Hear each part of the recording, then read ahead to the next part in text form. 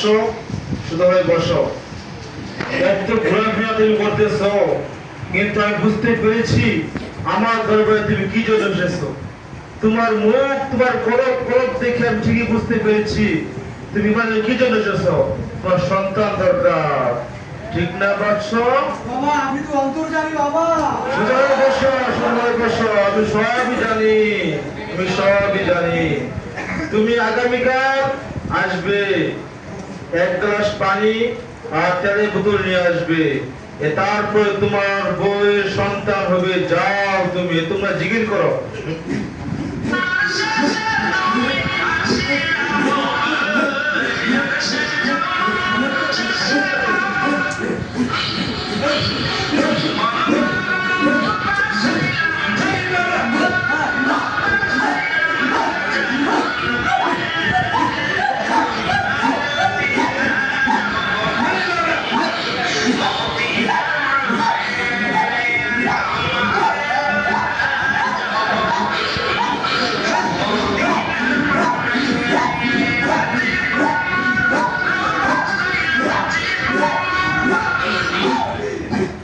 আসসালামু আলাইকুম।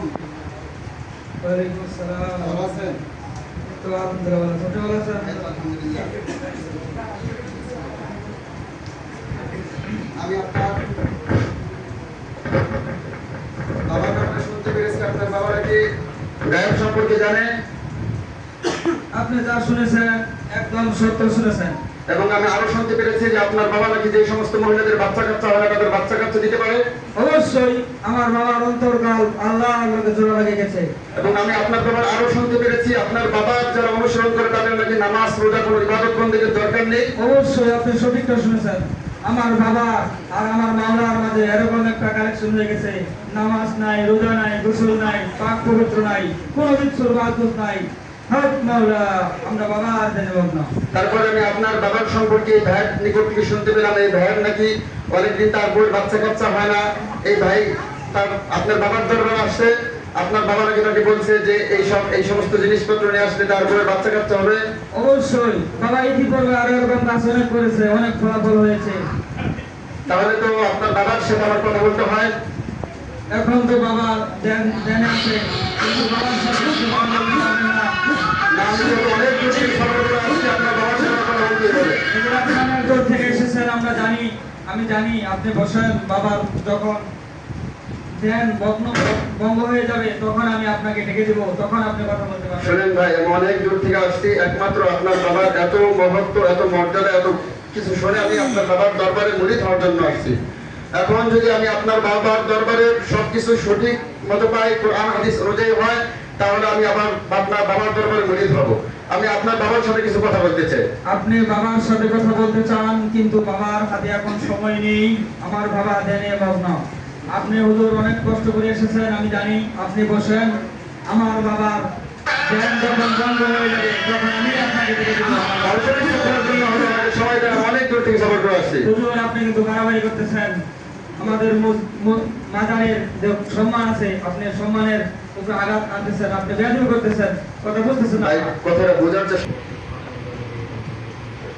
হুজুর আমি তো অনেক চেষ্টা করলাম, আমি ব্যর্থ। সে বলছি আপনার সাথে কথা বলবি, এখন অল্প কিছু সময় দেওয়া যায় না।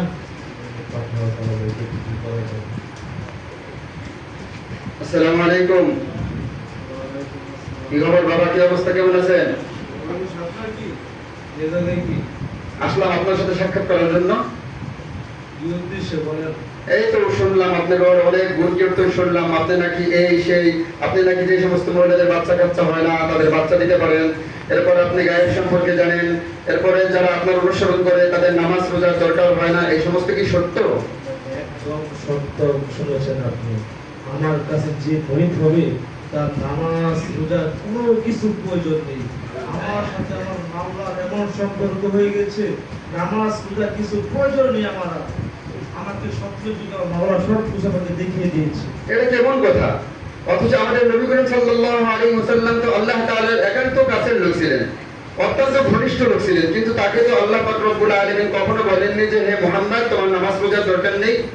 তো আপনি এমন কি কোন ব্যক্তি হয়ে গেলেন যে আপনার নামাজ রোজা, এমনকি যারা আপনার অনুসরণ করে তাদের নামাজ রোজার দরকার নেই? এমনকি আমি আরো দেখতে পেরেছি যারা আপনার অনুসরণ করে তারা আপনার সিজদা করছে, এবং আপনি বলতেছেন যারা যে সমস্ত মহিলাদের বাচ্চা কাচ্চা হয় না আপনি তাদেরকে বাচ্চা কাচ্চা দিতে পারেন, এগুলো কি সব সঠিক? আপনি যা শুনেছেন সবই সত্য ঘটনা। আপনি কিসের ভিত্তিতে এই সমস্ত কথাবার্তা বলছেন? আমার সাথে আমার প্রথমেই বলেছি আমি, আমার সাথে আমার মাওলার সম্পর্ক হয়ে গেছে একদম।